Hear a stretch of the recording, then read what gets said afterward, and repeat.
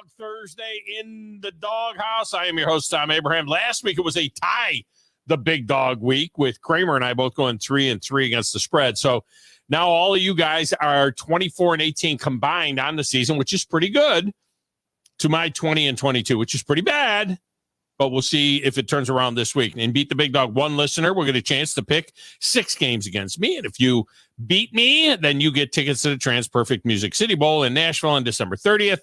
And today's episode is coming up a little bit later on in the second hour of the show. Now, we welcome those of you that are watching at WZZN TV, our YouTube channel, or on X as well. You can check that out if you haven't, as well as our listeners on 97.7 ESPN, the app. And those listening over the air in Winchester, Tennessee on ESPN Winchester.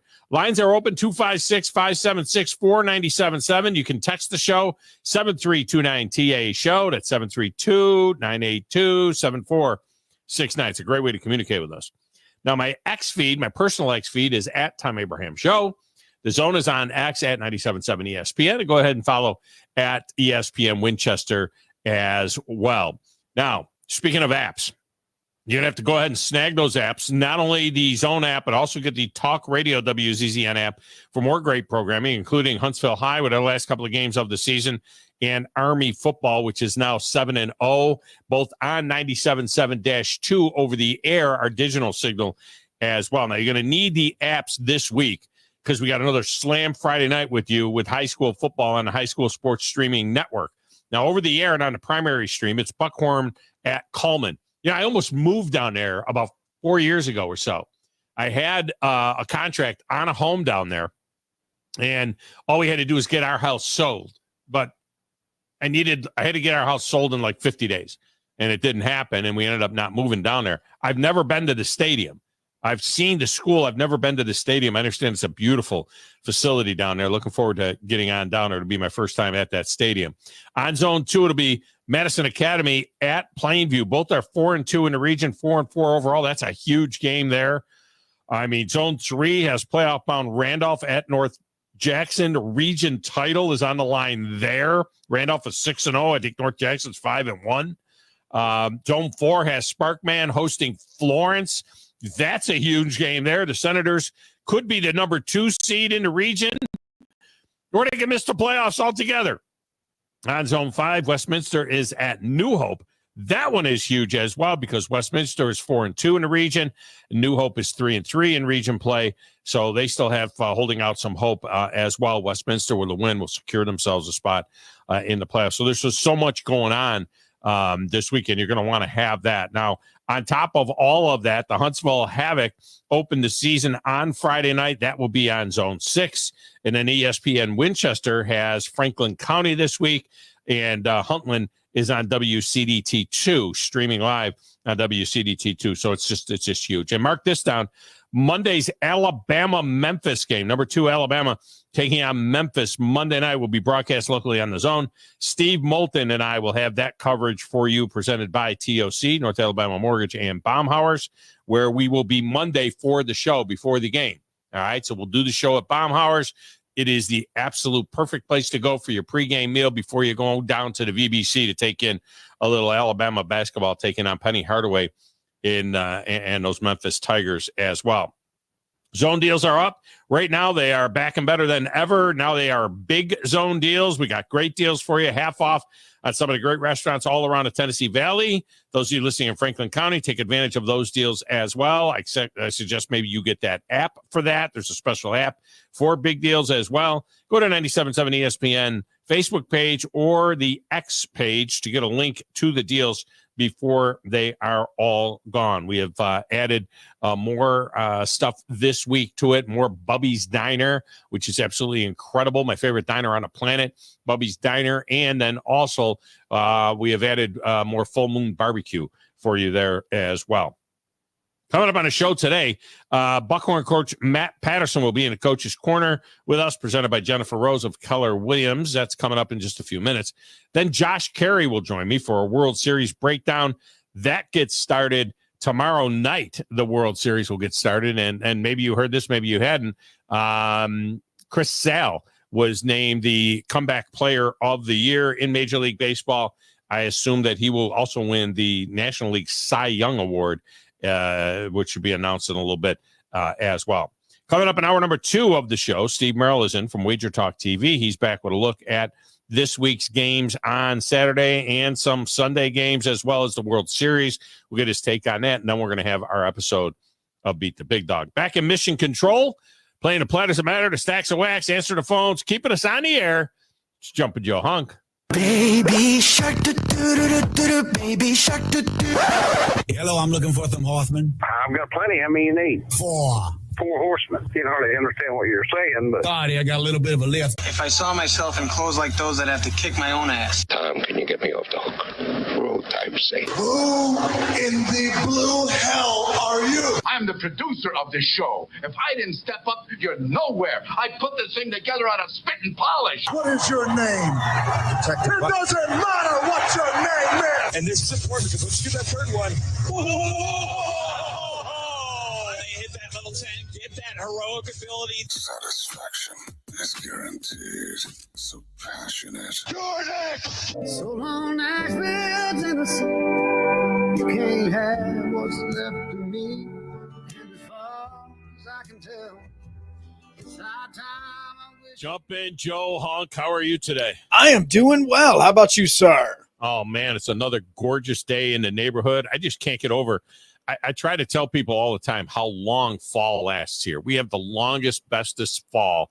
It's incredible. And here we are. I mean, for you guys in Sparkman, it's your last regular season game this weekend. A lot of the market has another game coming up next week, but that's supposed to be 77 degrees next Friday. I've already looked ahead to next Thursday and Friday because I have a wedding in Chattanooga next week. So we're going to get through the entire high school, college, or the high school football season with basically 1 or 2 chilly nights. And by chilly, I mean low 50s. Yeah, and I want chilly. I want freezing cold. I want these games to be happening in 45-degree weather. Like, I mean, John and I were talking about this yesterday, and I was like, Sparkman was awesome enough. They gave us a polo with some Sparkman gear on it. They gave us a hoodie that's a short-sleeve hoodie. And I thought to myself when they gave it to us, man, we're only going to be able to wear this for like one more day and one more game, and then we're going to be in cold weather. And no, like we're going to be able to rock this thing tomorrow. And I'm like, no, I want it to be cold. I want to be in it. I want to be in a knit hat. I want to have a hoodie on. I want to be all this freezing my tail off watching high school football.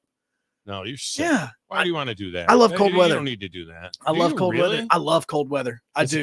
Is it because you're here? I mean, is it because you're from down here? I mean, you never. I like anything that's just not like sunshine, and because I hate the sun. I do. I hate the sun. I like that it keeps us alive. But outside of that, I do. I don't like it's. I don't enjoy going out. Nuh-uh. I left New York the first time when I was 20 years old in 1980. I left New York because of the fact that it would be cloudy for 4 straight months. Yeah, I love that. Something called, it's really, no.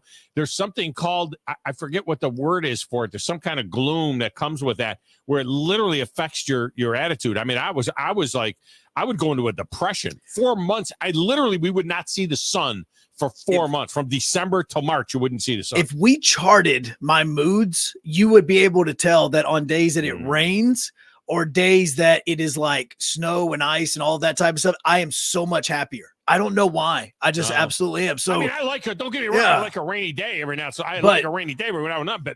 But I mean, the sunshine is life. I mean, I just love the sun, and and as it is, this is. I'm not going any further north than this. I mean, this is it. This is a little bit. Sometimes it gets a little too cold. I want my Friday night. So you like these days when you get like a little snow and everything? I love it. Like in the middle of the winter. You get like 4 inches of snow. It's gone by noon. I absolutely love it. Like I want, like going into tomorrow night, for instance, you're like, oh, it's gonna be beautiful. It's gonna be 70. I'm like, no, I don't want it to be 70.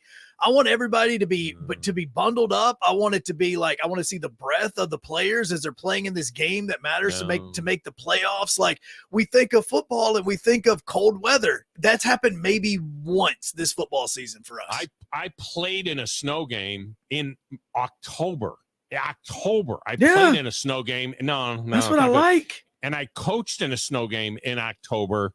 It's not good. Yeah. I mean, it's not. It's good to watch on TV. That's one of the reasons I like the Packers.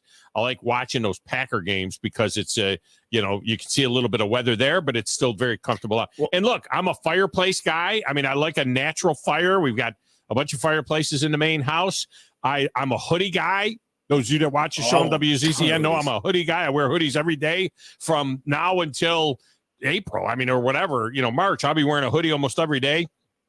So I'm a hoodie guy. Now, if it's warm like this, you notice that we're going with the sun's out, guns out. That's that's what we're going to have. Cutoff hoodie. Yeah. Like I have a short sleeve shirt on today, but I have a jacket in there through the entire day. I've been like, take the jacket on, put it off, or take it off, put it on, take it off, put it on. Like I can't get comfortable in that. I want it to be one temperature and to be cold. I don't want it to walk out and it be 40 degrees. And then this afternoon we're having like a record 85-degree day or whatever it's supposed to be today. Like I want it to be cold coming up tomorrow night for these football We went games. back to the porch for coffee this morning. We haven't been out on the porch for coffee in a week and a half. We went because it's been so cold in the morning because we have our coffee at like 6:15, 6:30 in the morning. And we sit there on the porch. We have coffee. We do a little devotional. And I went out there, I walked the dog and I went out there and I kind of tested it. She goes, what's it like? I'm like, 52. I mean, let's do it. Now, the funny thing is, if it's like March and you get a 52, you get like a 45-degree morning and it's been cold all winter long and you get like 45, 48. I'm like, hey, let's go. Now it's like, 55. It's kind of cold, but let's do it. Give it to me. I'm out. Yeah. I'm outside more after it gets below 70 degrees than when I am when it is above 70 degrees. I like a little bit of sunshine. I do. And fever, that's what we get in the wintertime. Now, that's not what I'm talking about, Vinny. I'm talking about cabin fever is when you're stuck in the house, you can't get out to do anything and so on.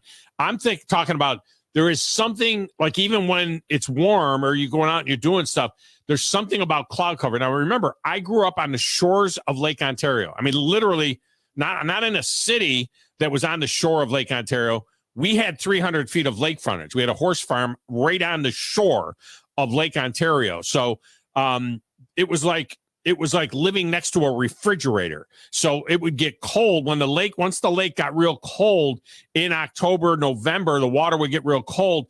It would create cloud cover. There would be times where you could go 3 or 4 miles inland and the sun would be shining, but we would be in cloud cover out on the lake. And it would literally be 4 months without seeing the sun. It would drive me. It was some kind of a gray thing. It was bad. It wasn't good at all. I didn't like it at all. That's for sure. All right. What I do like is I like Matt Patterson, and he is coming up on the show here in a few moments. I tell you, I got a lot of midweek minutia for you this week about the college football and the NFL. We are deep enough into the season to see some very interesting trends developing, including the fact that for the first time in 17 years, okay, we're talking about going back to the aughts. For the first time in 17 years, there is every single team in the SEC has at least one loss before Halloween. We haven't had that. There's always been at least one SEC team unbeaten until Halloween every year for the last 17 years. Now, a lot of times it would be Alabama. 17 years kind of ties into the Saban era. But Alabama's got 2 losses. And there are going to be, after this week, there's going to be at least another team with 2 losses because somebody has to lose the LSU Texas A&M game. Those are 2 one-loss teams. And Missouri has 1 loss. They're a 14-point dog at Alabama. Chances are there'll be 2 more teams with 2 losses in the SEC. So, I mean, it's crazy. With lots and lots of good notes for you. Where they don't have that is in the ACC. And the ACC has this thing going on now because the ACC sucks that all of these teams in the ACC, they're at the top of the ACC, they're getting through their entire season without playing any top 25 teams. So I'll explain that to you as well. It's going to create quite a flummox. I think that the committee is going to be flummoxed a little bit because they're going to sit there and they're going to say, well, look, hey, Miami's number 6. Miami hasn't played a top 25 team. And they got Florida State this week, and that used to be a thing. And guess what? They're not a top 25 team. They suck. They're terrible. Okay? So what happens next? What do you do with a Miami team that the only – you look at the rest of Miami's schedule. I mean, they got Duke, Syracuse, Tech, and Wake Forest. Now, Syracuse, salty game tonight. Syracuse at 5-1 in Pittsburgh against 6-0 Pitt. Now, this is a good old-fashioned on-grass Eastern football game. We used to call this Eastern football. Back in the day, when I live near Syracuse, and I used to spend a lot of time as a coach over there with that coaching staff and liked Syracuse. You know, 'Cuse and Pitt was a thing, man. And it's a thing tonight. I guarantee, I mean, I don't even have to say it a little bit. I will watch 80% 'Cuse and Pitt and 15% Vikings and Rams. I don't know what the other 5% will be. Commercials. All right. Anyway, we get a break. And then when we come back, Matt Patterson, he's up next right here on the Thom Abraham Show.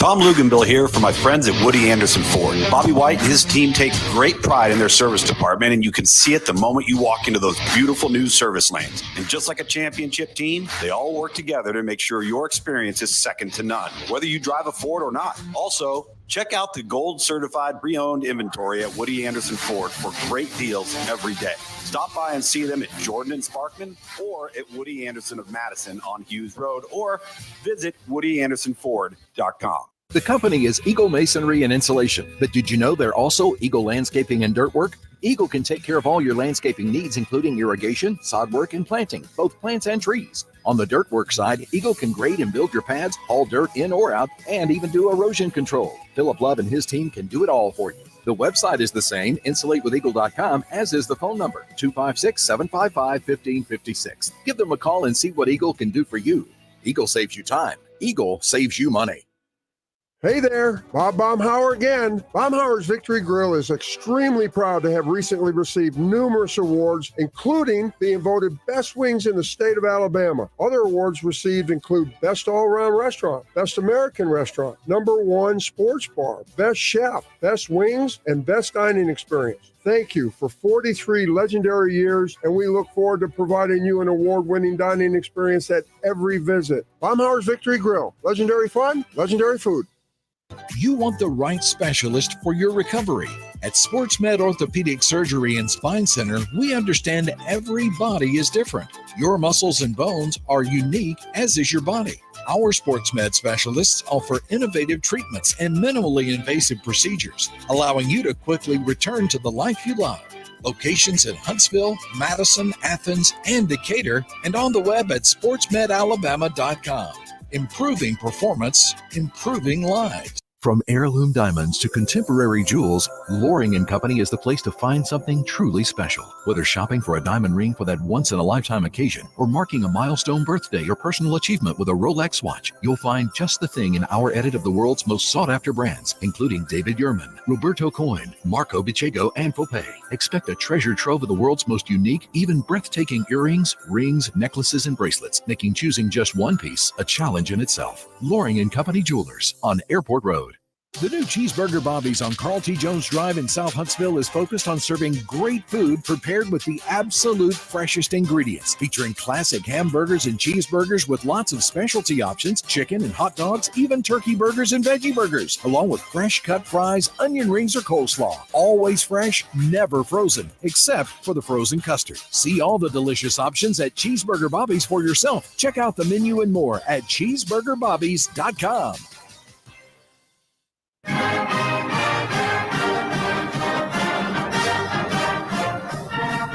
Welcome back, Thom Abraham Show. Time now for the Coach's Corner, brought to us by Jennifer Rose and the Keller Williams Group. And, we've been doing it all season long with Matt Patterson of the Buckhorn Bucks. Bucks sitting at 4-4 on the season. They have made the playoffs for the third consecutive year.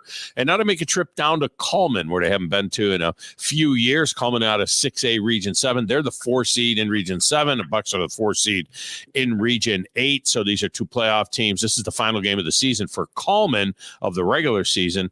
The Bucks will one more against Grissom next week. And Coach joins us now on the Neighbors Wealth Management Hotline.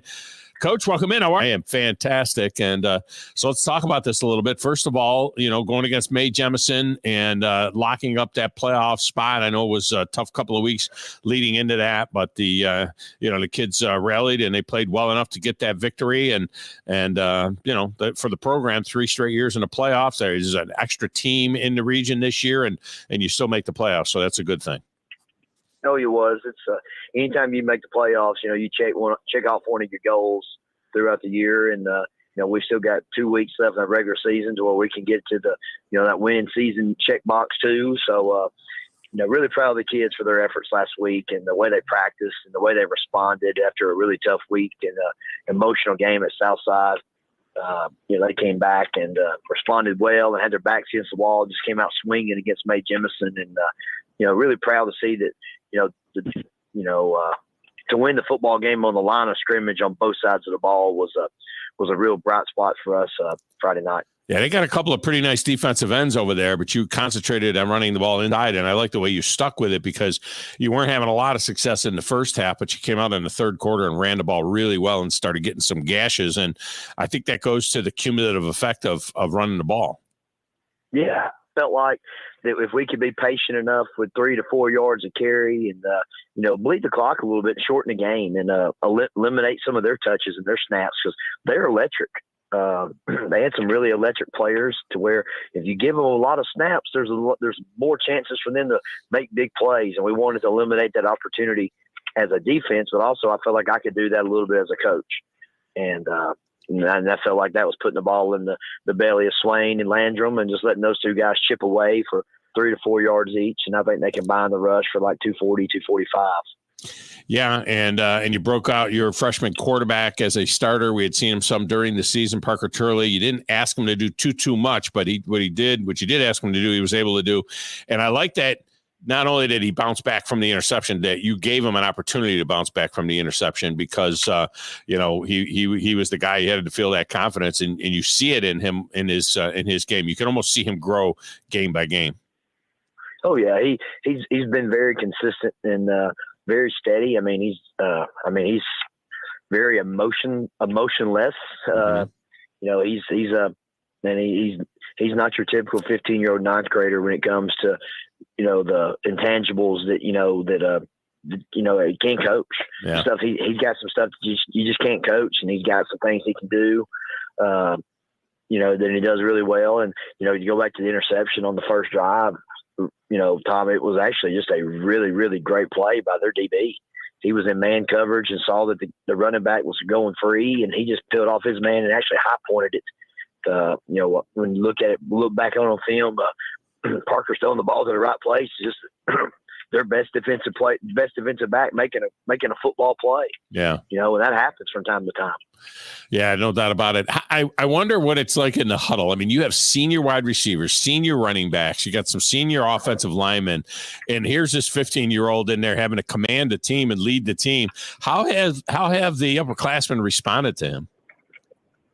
I think they've responded really well. I think the upperclassmen and the different guys on the team, they just want people somebody that can get them out there and get on the ball. And let's just get the thing going and whatever it takes to win the game. And that was kind of our message the other day is, hey, we got to play November football. This is the game to do it, and we're going to do whatever it takes to win. If we got, I told the receivers in a meeting, I said, if we got to run the ball 60 times to win, we're going to run it 60. We're going to get to November. And I think they really bought into that. And if you look, there was some really good blocking down the field, Friday night from Miles and Devin, and even Crutch got his nose in there a little bit, all 125 pounds of it. Absolutely. Matt Patterson with us here from Buckhorn. So our broadcast position there at Milton Frank, we choose to be, right in front of the press box where we can kind of spread out a little bit, but we are exposed to the public. I had 2 people come up to me during the game and say, who is 99 and where is he committed to? And I'm like, that's a freshman. It's a 230-pound freshman will linebacker that plays with his hair on fire. Cortez Carr, he was sideline to sideline, hitting everything, hit out of bounds a little bit, got a little aggressive there as well. But he's just something. You got having a freshman at quarterback and a freshman at linebacker, an inside linebacker like that. That's pretty impressive stuff for the young guys coming up. No, ain't no doubt. He's made 25 tackles in the last 2 ball games since we moved him back to the inside backer. And the biggest thing that I feel that he's done, he has sparked the energy in everyone else around him. Yeah. I feel like he's made the defensive line better by playing behind him. I feel like he's made Cohen better by playing next to him. And I feel like he's made Senegal and Henry Howard better playing in front of him. So, it's just a great move by our defensive staff to say, hey, let's take a look at this guy here. I kind of looked at them like they were crazy in the beginning, and I said, can he run? Can he do it? And the first day in practice, I remember I called Coach Crabtree and I said, yeah, let's do it. So, I mean, he's a football player, Tom. People are going to say, what's he project as a D lineman, linebacker, and both. Yeah. He's a football player, period. If we needed him to play somewhere on offense, he probably could do it too and be really good at it there. Yeah. He's just a football player, and he's a great kid. He works his tail off, and he deserves all this recognition he's getting right now. We've seen some other teams, take big linebackers and put them in the backfield on short yardage situations as a fullback and have them run in there and block somebody. Who knows? Maybe you do have that in the package someday down the road. Don't want to play all my cards on the table. And Ian Harrell is another kid that we've been watching him since he was a freshman, and he hadn't been overly active early in the season, but it seems like he has come on as well as piling up. He's getting pressure. He's doing a lot of good stuff. Yeah, he's come on really late. And I told him the other day, I said, you got to flip the switch. I mean, there's only so much we can do for you. At some point you got to flip it. And I feel like him and Jaden Rice have really, really come on here in the last couple of games, especially Thursday night. I thought Ian and Jaden were in the backfield a good bit with Mae Jemison and putting a lot of pressure on the Q and getting him off his spot when he was trying to throw the ball down the field, and allowed our guys to really do a good job of coverage. Tell me about what you know about Coleman. They come into this game 5-4 to 4 seed in Region 7. What are we looking at with them? Very well coached. I mean, they're going to do everything right defensively. They're going to be in the right places. They're going to mix coverages up. They're going to be in a base out of a 4-2-5. They stand up their ends and put really, really wide. And they're not traditional defensive end bodies. They're more it's almost like they're playing with 5 linebackers, 2 D linemen, and 4 DBs. Mm-hmm. But they do a really good job of pretty much keeping everything in the box in the run game and kind of filling downhill. And then offensively, they're super creative, trying to get their guys touches and different formations each week, different motions. They got a really big running back they like to get it to, number 6. Quarterback's a tough kid. I mean, the quarterbacks in some of the games on film, he's taking a lot of hits, and man, he just keeps getting back up. I mean, a lot of respect for that kid, and just watching him on film and seeing him play. And then they got a little tight end receiver, number 8, that's a really good player too. They do a lot of stuff with him, a lot of screens, and they move him around so much he gets hidden. So we have to do a really good job of identifying where he's at and then what position in the backfield 6 is in. If he's in the pistol or if he's offset to the side, we got to do a really good job of identifying that and just locking in our keys. It's coming up tomorrow night, 6:45. John McGough and I will have the pregame for you then, and then kickoff at 6 o'clock. Coach, I appreciate you so much. Good luck this week. Thanks, Tom. We'll get a break in here. We'll come back. More of the Thom Abraham Show is up next.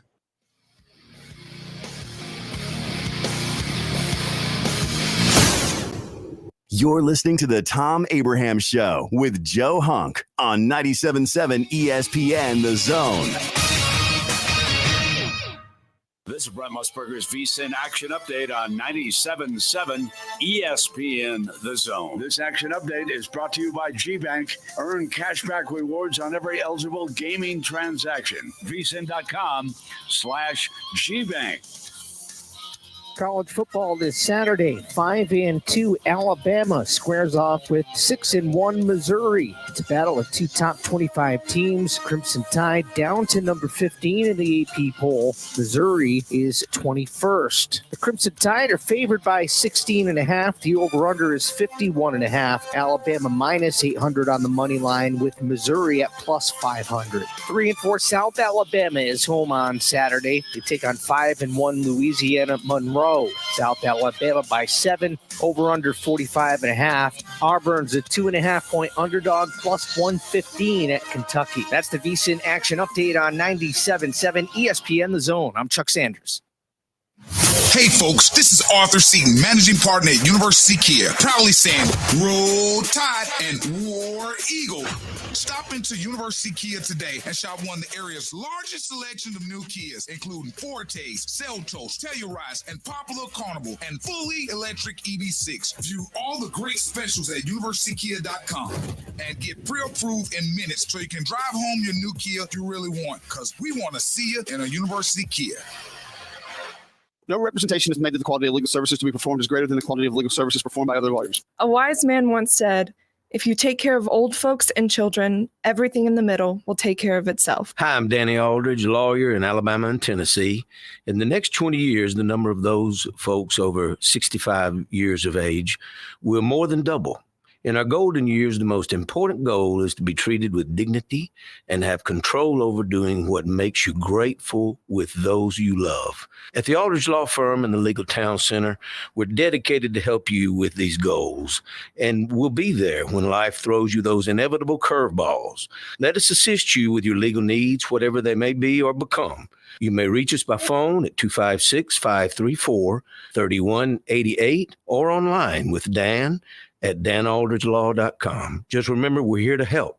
Whether it's personal injury, wrongful death, fraud and cheat, or estate planning made complete, we're here to help. Ann Adams with Berkshire Hathaway Rise Real Estate is the one name to know if you're buying or selling real estate. With years of local experience, Ann Adams offers buyers in-depth knowledge of the local housing market and will narrow available properties down to those you'll be interested in so you can save time when shopping for your new home. If you're ready to sell, Ann offers a seamless process using accurate pricing and expert negotiation skills to make sure you get a fair price for your home. Call Ann Adams today at 256-337-2625 or log on bhhsriserealestate.com. When you call most roofing companies, all you'll hear is, you need a new roof. Not when you call Fleming. At Fleming Roofing and Restoration, we're focused on your needs, whether it's an easy repair or a full roof replacement. Folks around here have trusted Fleming since 1965 for all their residential and commercial roofing needs. And as the area's storm damage experts, Fleming knows all the ins and outs of the insurance claims process. Log on FlemingHSV.com to schedule your free estimate today. Fleming Roofing and Restoration. We show up. It all comes back to money. Visit our store right now at zonedeals.bigdealsmedia.net to take advantage of all the best deals in the Tennessee Valley. Or just go to our website, 977ESPN.com, and click on the Zone Deals logo to start saving right now. Now, as to the price. These deals won't last long, so get yours now. Zone Deals. You'll thank us later. A man who could easily afford to buy a vowel. From the Fox 54 Weather Center, I'm Chief Meteorologist Jordan Dressman. Plenty of sunshine this afternoon. Temperatures climbing into the low and mid 80s. We only drop into the mid and upper 50s as we head into the overnight, early into your Friday morning, a warm Friday afternoon with plenty of sunshine. Temperatures climbing into the mid. In some cases, we could be talking about temperatures in the upper 80s. It is going to be a warm October night for Friday night football. Temperatures only drop into the upper 50s, lower 60s by the time we get to Saturday morning. I'm Chief Meteorologist Jordan Dressman on your home for ESPN Radio. Online at 977ESPN.com. Stream them online. Call in. It's an important job, and it's an vital organization. Tweet in and join in. We are 97.7 ESPN The Zone. We're talking baseball.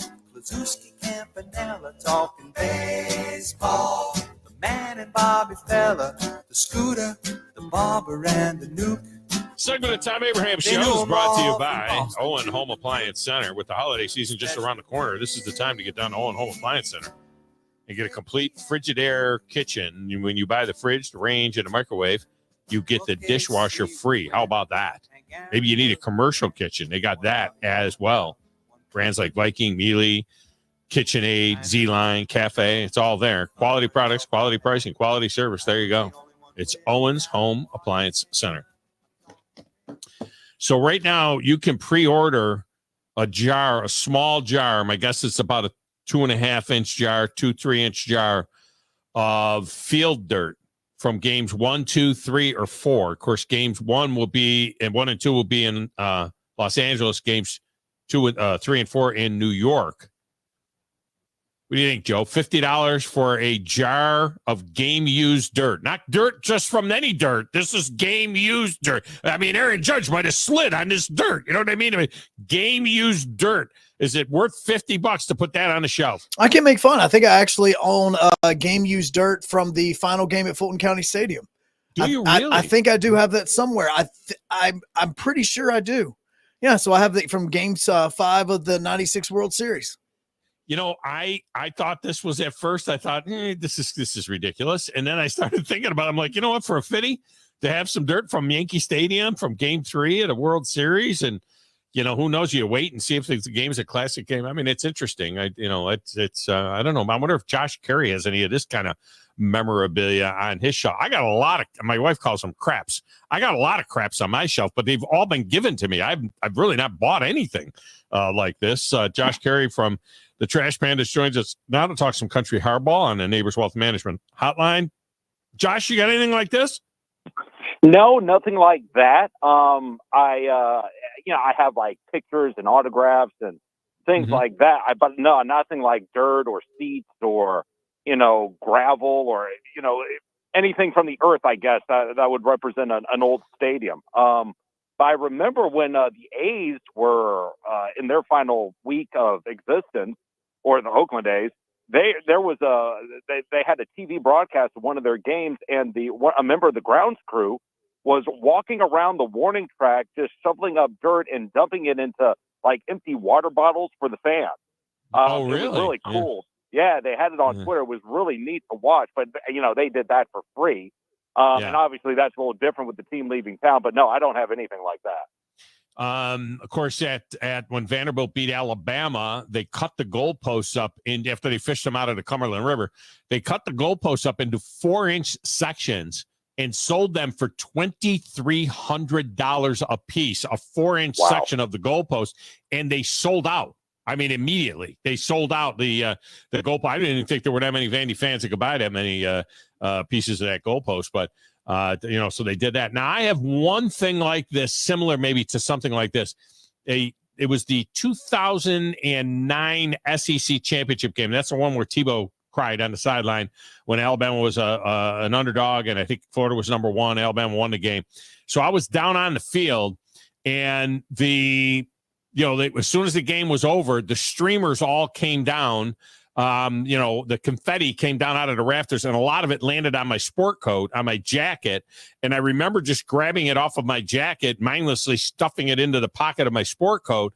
And then when I walked off the field, my shoes, my dress shoes were covered with the little pieces of rubber, from the turf, from the field. Yeah. And it had that little rubber on there. And I remember reaching down and I scraped the rubber off and had that in my hand. So I ended up, when I got back to the hotel room, I stuffed that stuff into a baggie, and I have that baggie on my shelf with signed baseballs and everything else. I have that baggie on my shelf with the confetti and the pieces of the rubber that were in the turf when Alabama won its first SEC championship game under Nick Saban. So I thought that was kind of cool. Yeah, I don't have anything, I think, that unique. I mean, I have like old game tickets. Like tickets to Game 7 of the '92 LCS, right? I have that, and the World Series games, but I wouldn't even think to do that. I mean, I would be the type of guy who, when I walk off the field, I'm ripping the confetti off. I'm dumping I'm emptying my shoes, because I got to walk back to the car. Yeah, exactly. And it was just like, it was still all over my shoes, and I just grabbed it off of there. And then I thought, this would be kind of cool to throw into a baggie and just kind of hang on to it. I think that probably the biggest prized possession over there is I got a Roger Clemens signed baseball after he won the 6th Cy Young that was given to me. Get this. Now you're going to love this. It was given. How's this this is random. It was given to me by Mindy McCready. I had Mindy McCready on the show. We used to do something called Featured Artist Friday, and her dad was a big fan of the show. And so he said, why don't you have Mindy on the show, blah, blah, blah. And I said, okay, fine. And then he told me afterwards, her and Roger, they go way back. They're friends, from back in Florida, and he used to fly her all over there. Yeah, it got a little bit in the fair. But at the time, it was like, he'd fly her in for games and things like this and blah, blah, blah. Yeah. And so she sent me a baseball signed by Roger, and then, of course, the story comes out after her death that, then it was, she was like 15. She could drive yet. No, she was 15 when she would visit the hotel room in Fort Myers, if you know what I'm saying. But yeah, so I got stuff like that. I got Joe Mauer used to come out to my remotes when he was a single A player for the Fort Myers Miracle in high A ball. He used to come out to the remotes with his brother Jake Mauer, and so I have a cool picture of Joe and I and Jake, and it's signed by Joe Mauer, and of course now he's a Hall of Famer. So that I guess that's a cool thing. But it's more personal type stuff than it is. I've never bought anything that was a piece of memorabilia. Right. I mean, it's in order for it to be special, you wouldn't want to sell it, right? Now, what's funny is though, when I get things like that, I'll keep them and I'll put them away. But how often do you look at them? I mean, I don't. I almost never look at that stuff, which is a real shame. But if it really means something to you, you won't sell it. And if you're smart about it, and I know you are, you'll give it to your kids, and hopefully they can sell it and maybe have a nice little insurance plan when the time comes. Yeah, I would never sell any of this stuff, but it's all up there on the shelf. I actually have a list. Since I have 4 sons, and I don't think any of my daughters care about it, but I've got all this stuff, and I got a list I've already made up for my sons to whack up this stuff. And so here, you guys all want a little piece of Dad's career. Here's what you can have. You guys just take this, you take that, and so on, and it's good. And I did a Yankees Red Sox game once, a spring training game. I broadcast locally a Yankees Red Sox spring training game. It was the first game after the Aaron Bleeping Boom World ALCS. The first time they met after that was in spring training, $100 ticket, sold out spring training game. Anyway, I still have my scorecard from that. Jeter played, everybody played in the game. David Ortiz had just come over from the Twins and everything, and there was a kid playing third. I couldn't say his name. I said he'd never make it because I couldn't say his name. It was Kevin Youkilis. So it was fun. I did an interview with Michael Kay before the game, and I kept my scorecard, for that, and that's it. And I know that's in a file here, not too far from where my hands are right now in my desk. So, those are the kind of things you come across that that mean something maybe just to us.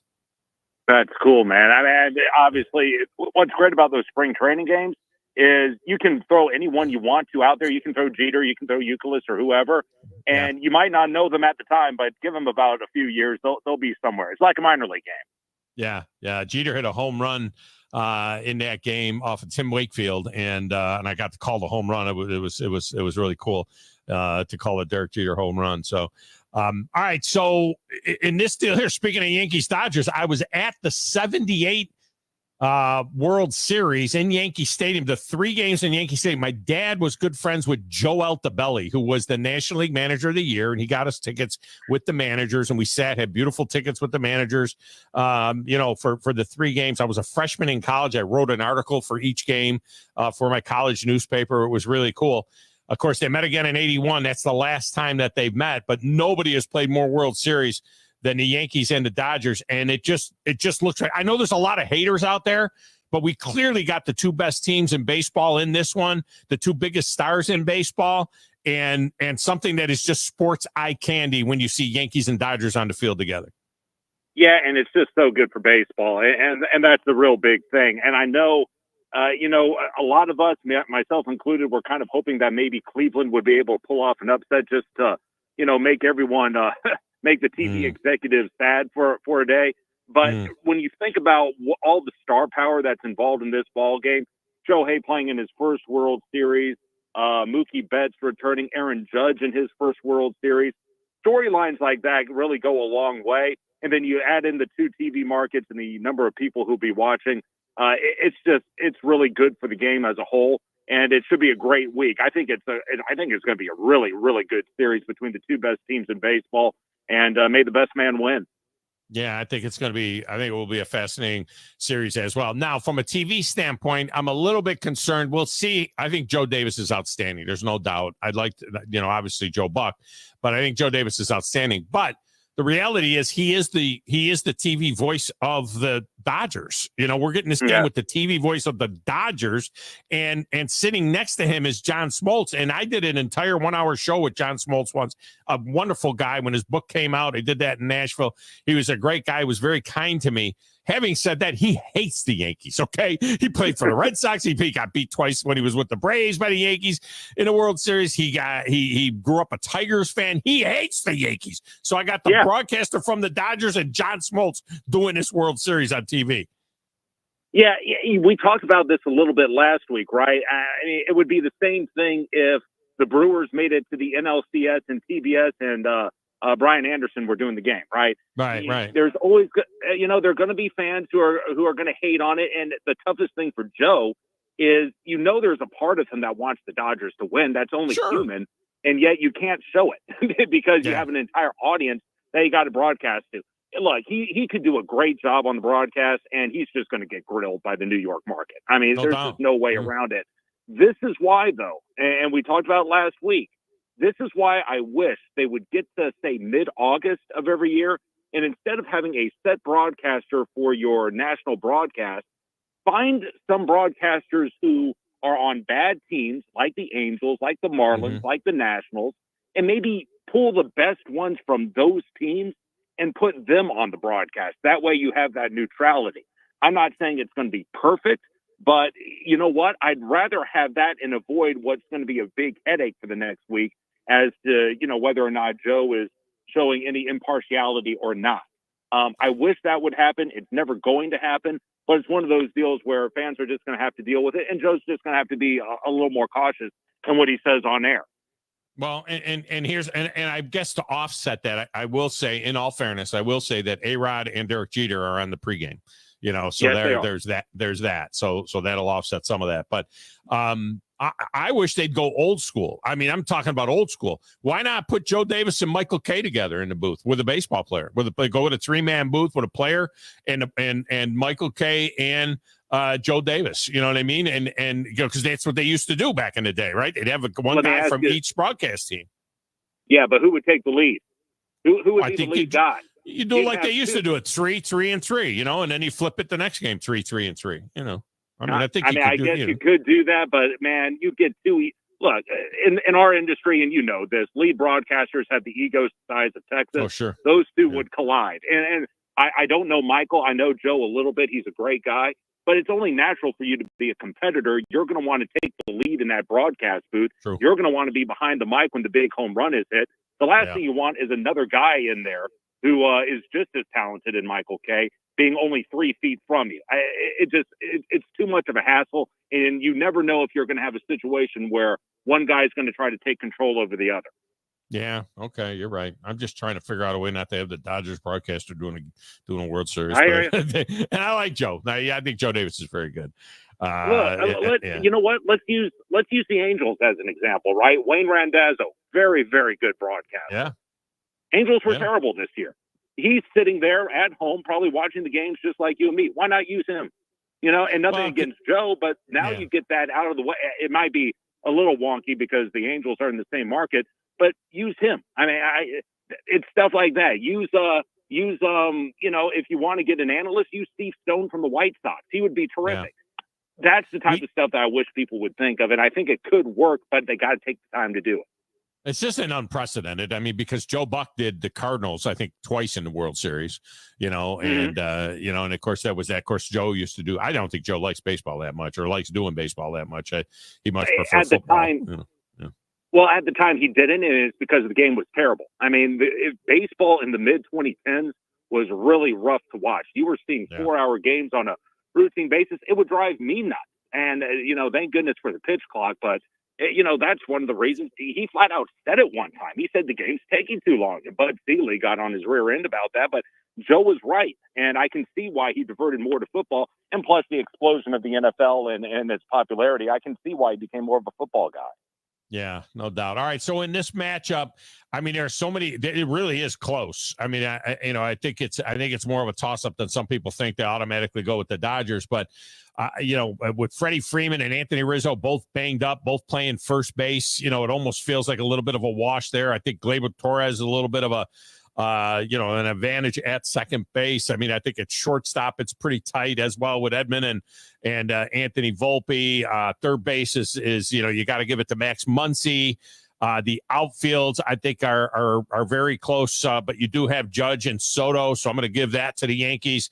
Starting pitching to the Yankees and bullpen to the Dodgers. I mean, it just seems like it's really tight. I mean, how about these two right fielders? How about Mookie Betts and Juan Soto?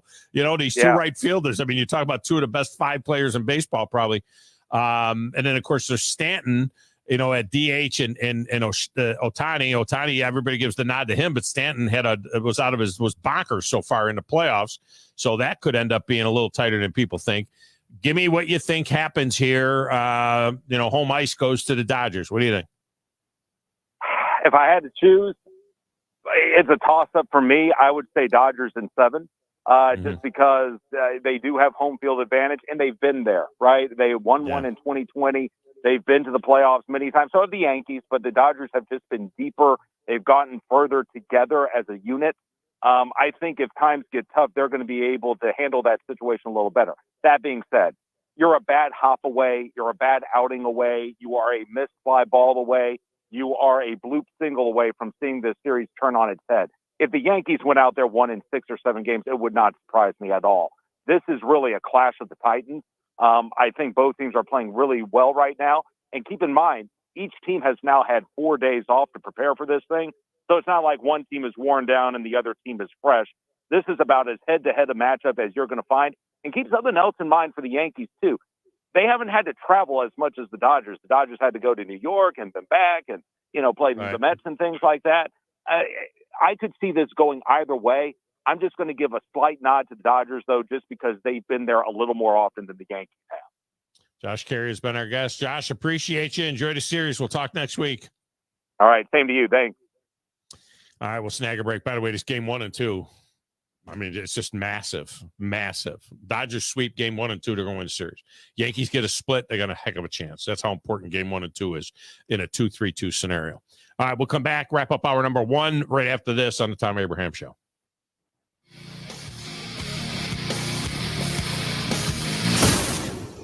You're listening to the Thom Abraham Show with Joe Hunk on 97.7 ESPN The Zone. The state's largest orthopedic group is growing to meet the needs of the patients in our community. The Orthopedic Center has long been the most trusted name in orthopedics in North Alabama. So as our area continues on the fast track, so does the need for premier orthopedic care anywhere and anytime you need it. TOC is proud to announce the opening of our new locations in Albertville and Hampton Cove, along with the grand opening of our newest office in Decatur. These clinics will offer the same high-quality orthopedic care you have come to associate with TOC, with the convenience of being closer to home. As a patient, your time is your most precious asset, and we recognize that at TOC. That's why we are also proud to announce the opening of our urgent ortho clinics to handle those bumps and bruises that need prompt attention. These clinics are available to care for acute orthopedic injuries with no appointment necessary. With 38 physicians, 20 centers of excellence, and now more than a dozen locations to serve you, TOC will continue to be the name you turn to for the best orthopedic care at the right time. Visit our website at visittoc.com for more information. TOC, helping you live a better life. From the Fox 54 Weather Center, I'm Chief Meteorologist Jordan Dressman. Plenty of sunshine this afternoon. Temperatures climbing into the low and mid 80s. We only drop into the mid and upper 50s as we head into the overnight, early into your Friday morning, a warm Friday afternoon with plenty of sunshine. Temperatures climbing into the mid. In some cases, we could be talking about temperatures in the upper 80s. It is going to be a warm October night for Friday night football. Temperatures only drop into the upper 50s, lower 60s by the time we get to Saturday morning. I'm Chief Meteorologist Jordan Dressman on your home for ESPN Radio.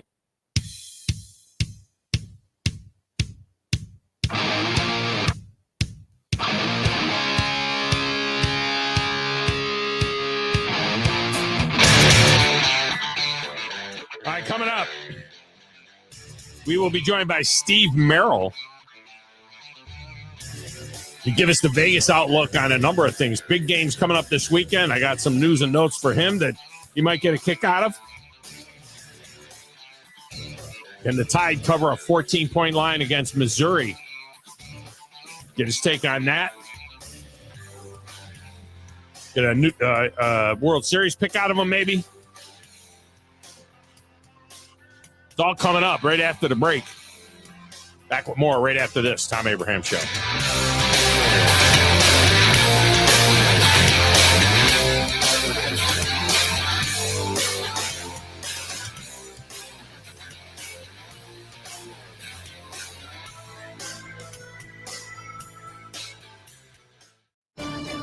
From opening night to Super Bowl 59 in New Orleans, don't miss a second of the NFL this season. Hi, this is Kurt Warner of Westwood One. Join our crew each week for the best in primetime NFL action. Monday night, Sunday night, and Thursday night football, plus marquee games on Thanksgiving, Black Friday, Christmas, and more.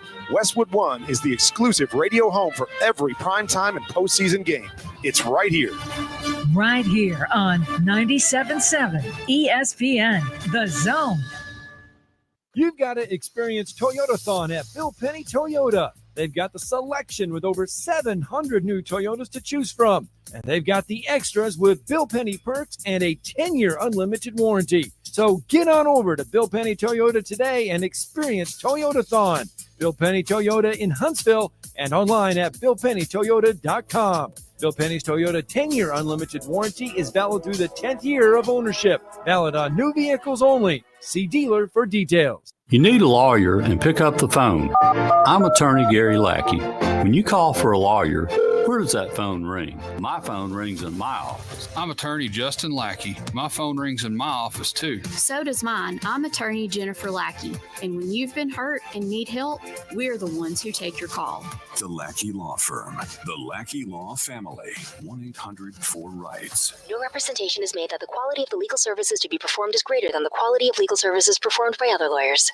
One of the best-kept golf secrets in the Tennessee Valley is Cherokee Ridge. Cherokee Ridge truly offers golf at a higher level with immaculate greens set against a spectacular Appalachian backdrop. This 18-hole championship course takes every advantage of rolling hills, whispering woods, lakes, and streams. Interested in becoming a member? Their membership plans feature affordable options for couples, families, and individuals. Book your tee time today, 256-841-4551. Cherokee Ridge. Championship quality, affordable prices. This is SportsCenter. I'm Christine Lisi. This just in. ESPN's Shams Charania is reporting the NBA's officially started its investigation into the 76ers surrounding the player participation of center Joel Embiid. He didn't play in the preseason due to left knee injury management. Also was out of the season opener. Will miss 2 more games this week. The Sixers previously said the plan is to keep Embiid out of back-to-backs this season. Tests confirmed a fractured left hand for Pelicans guard DeJounte Murray. He'll be out an extended period of time. The Rams ready to welcome back receiver Cooper Kupp from an ankle sprain tonight against the Vikings, but will it be his last game with L.A.? Kupp, the subject of trade rumors with the NFL's November 5th trade deadline looming, said he's aware his name's been mentioned, but his focus is the Rams. Maria Sharapova and Bob and Mike Bryan named to the International Tennis Hall of Fame's class of 2025.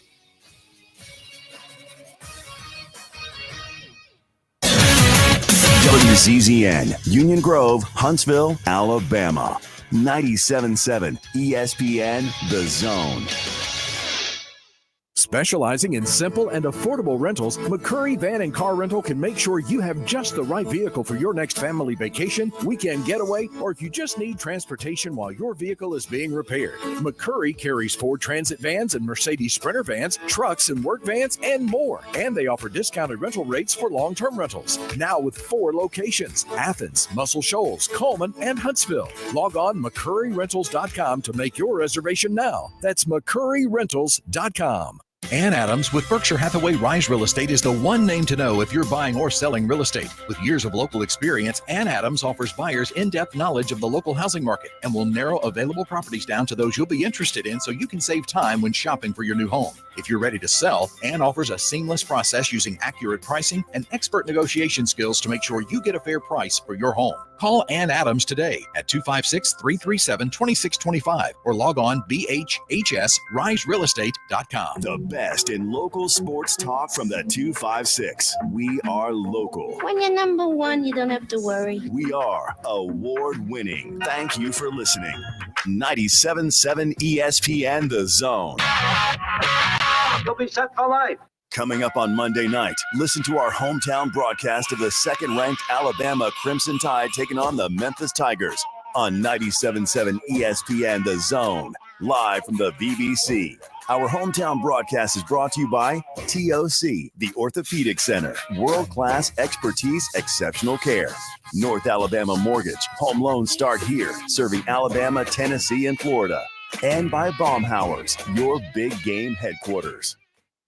You need to be more like a dog. Like what you guys are doing. You've got your fingertip on the pulse of your listeners. You guys know what they're talking about. Be a dog. God bless the show. You are the Messiah. We need more dogs. This is the best show on radio. The big dog, Thom Abraham, is here with you. Hey, I see you. Hey, I see you, dog. So settle in and get your bark on.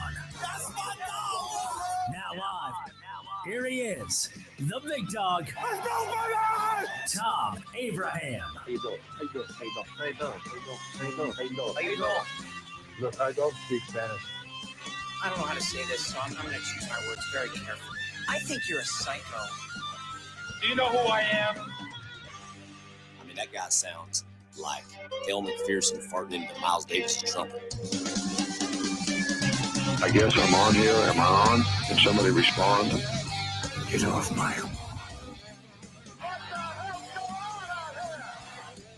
I have to drag my Yankee ass out of here.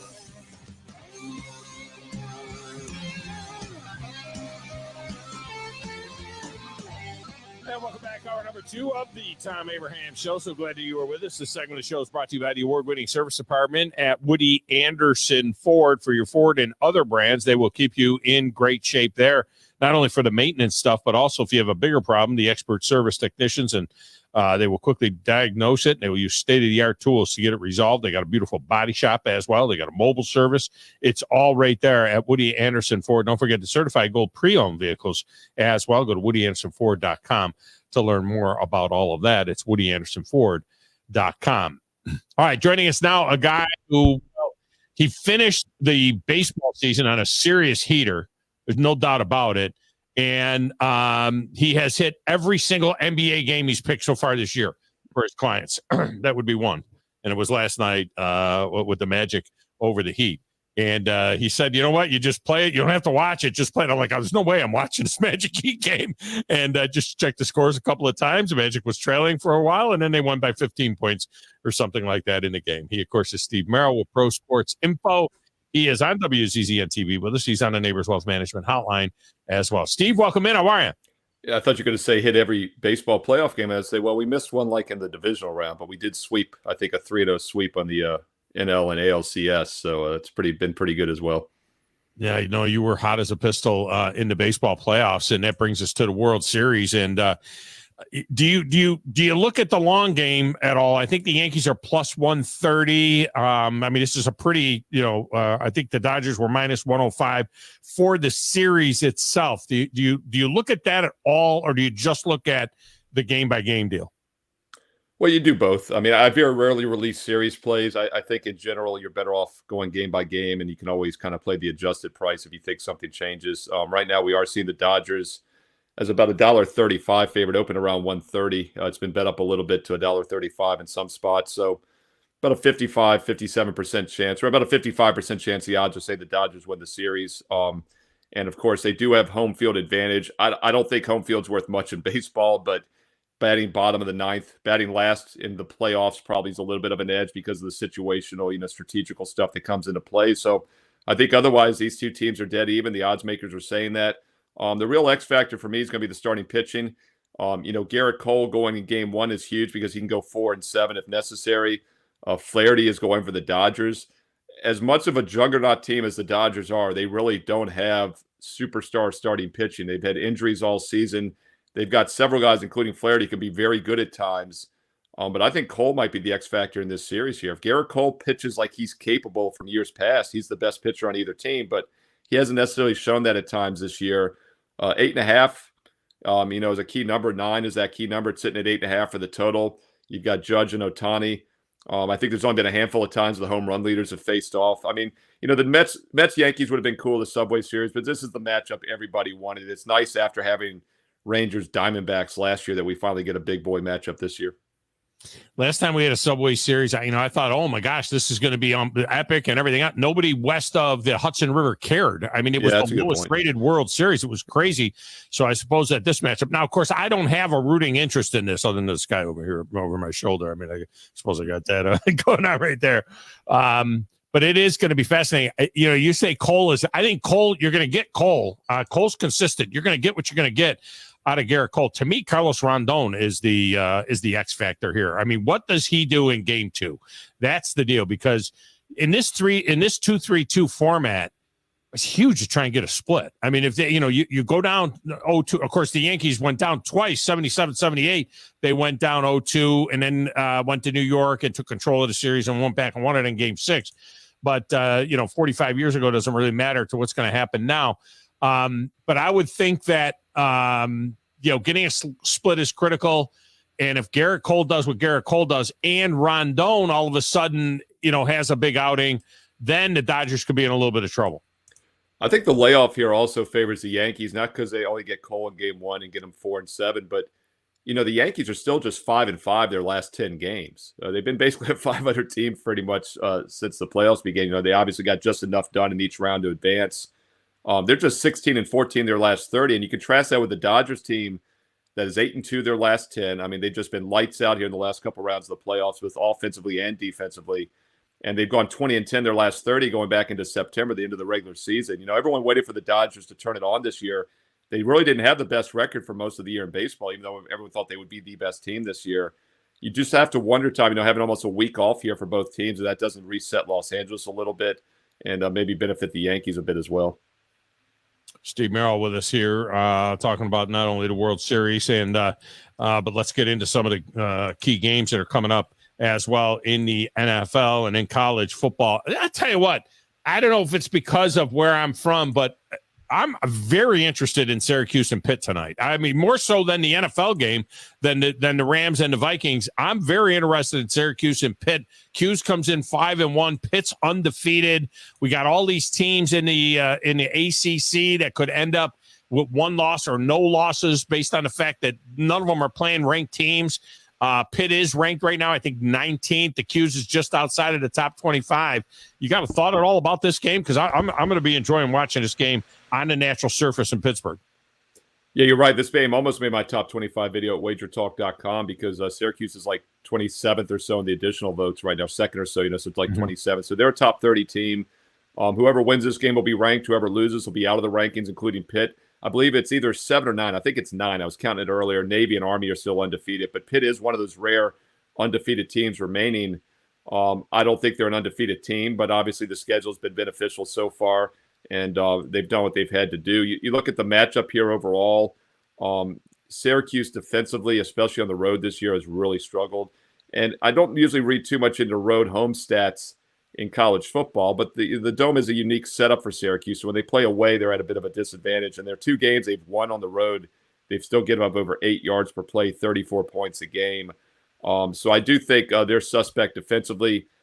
Pitt probably the better team. That's why we do see them as a slight favorite. I'm staying off this game tonight. As far as my database simulation, 10,000 games in the database. And on average in this one, I've got Pittsburgh winning by about 10 points. So I do think the line's a little short at 5.5. Jeez, I don't want to hear about that. I'm pulling for the Q's, man. I want to see them get it done here. Interesting number. I always like to bring you a little minutia from the numbers. Interesting number. Since 1990, which is a heck of a of a body of work. Notre Dame is 29-2 straight up and 21-10 against the spread at these neutral site games. The only 2 neutral site games that Notre Dame has lost since 1990 were to Navy in 2016 and in 2010, and they're a 13-point favorite over 6-0 Navy at MetLife Stadium. I'm not saying Navy's going to win the football game, but they're pretty sporty here. Have you looked at Notre Dame Navy at all at MetLife? Yeah, first of all, I favored Notre Dame by about 15.5 on the neutral field here. So at the current line of 12.5, 13, I do think there's some value with Notre Dame as long as it stays obviously below that key number of 14, which is the key number in this game. Handicapping Army and Navy and Air Force games is pretty straightforward, right? Can the other team stop the run? Are they comfortable with the option? That's one of the reasons Navy has pulled the upsets in years, is because when you sleep on one of these teams and you're not fully focused, it can be dangerous. And Navy's always been a great road underdog. They've always been a great double-digit dog over the years, but I don't think this is a good spot for them here. I mentioned earlier how there's only a handful of undefeated teams remaining this season, and both Army and Navy are 2 of them. I don't think Navy will be after this week, and I think Notre Dame can limit that option attack. And the problem is when Navy gets behind, they can't throw the ball. We always talk about backdoor cover potential when you're laying double digits. Yes, Navy keeps games close, which makes them a live dog, but when they get behind, they can't throw the ball, and I do think they get behind in this game. Here's another crazy stat. So Oklahoma is a 20.5-point dog at Ole Miss. Oklahoma hasn't been a 20-plus point dog in 348 games. I mean, you got to go all the way back to November of 1997 when they were a 24-point dog against Texas Tech. That's the last time Oklahoma was that kind of a dog. It's amazing how the mighty have fallen here. Can the Sooners, can Ole Miss cover 20.5 at home against Oklahoma? Well, there's two ways to look at this. You're getting a good defensive dog in Oklahoma that can keep the game close maybe. But then again, that was the same situation against Texas a few weeks ago. We saw what happened. They just can't score. And once again, I don't like to back teams that have limited offenses. And it's so funny because Oklahoma was all offense, no defense the last several seasons. Now they've got a pretty good defensive unit, although it does look like they're starting to wear down and maybe a bit here, especially the pass D. But they just can't throw the ball. They're averaging just 5.8 yards per pass. Ole Miss averages 10.5 yards per pass. Every time Ole Miss throws the ball this season, 34 times a game, 23 out of 34 per game, they average over a first down every time they drop back to pass the ball. So that's going to be the difference here. I think they can extend the lead against an Oklahoma defense that's starting to wear down, and I just don't think Oklahoma can catch up. And then we check my simulation. I've got Ole Miss winning by 22, so I do think the line is fair actually at minus 20. Missouri goes to Alabama. It was 14.5 on the open. It's all the way up to 17 already. We're going to use 16.5 today in the beat the big dog. But Brady Cook is listed as doubtful. He was doubtful to come back against Auburn. Played the fourth quarter. They overcame a 14-point deficit in the fourth quarter. Auburn hadn't blown a 14-point lead in the second half of a game. 105-1. Was Auburn when they led by at least 14 in the second half. Now they're 105-2, at that scenario. But Alabama coming off of a mistake-prone game at Tennessee, where they let Tennessee hang around and Tennessee put it to them in the second half to get the win. 17 now. That's a key number. What about Alabama and Missouri? Yeah, Brady Cook is doubtful. He's been limited in practice. I do not expect him to play. If he does play, I don't expect him to be 100% either way. So I'm definitely downgrading Missouri for that reason. I project all that into the simulation. I do. And their running back. They got their number one running back out too. Yeah, so all that factors in. I've got Alabama by 8.5, even with all the uncertainty. So I'd still think it's 17 or less. Bama's the play. And I do like the setup here for Alabama. Normally you'd be concerned about 2 losses in 3 weeks. In the years past, that probably would have been a national title killer. But now with the expanded playoffs, they're still alive. And you and I both know, Tom, if it comes down to if they're a borderline team, they're probably getting in. We saw that last year when they got in over Georgia. So they've got plenty to play for, and I do think they bounce back at home. And this just looks like a bad spot for what I think is an overrated Missouri team.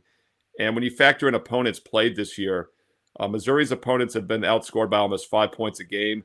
Alabama's schedule has been outscoring their opponents by 11. So that's almost a 16.5-point tougher schedule that Alabama has played so far, and I think that comes into play as well.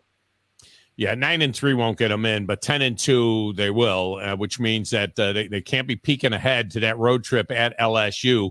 They're going to have to win that game at LSU, and if they do that, the odds start really improving for Alabama. At 10-2, there's no way that the committee is leaving a 10-2 SEC team out. Now, there may be a number of 10-2 SEC teams. We'll see, but I think that they can overcome that, because they would have wins at Wisconsin, which is starting to look a little bit better.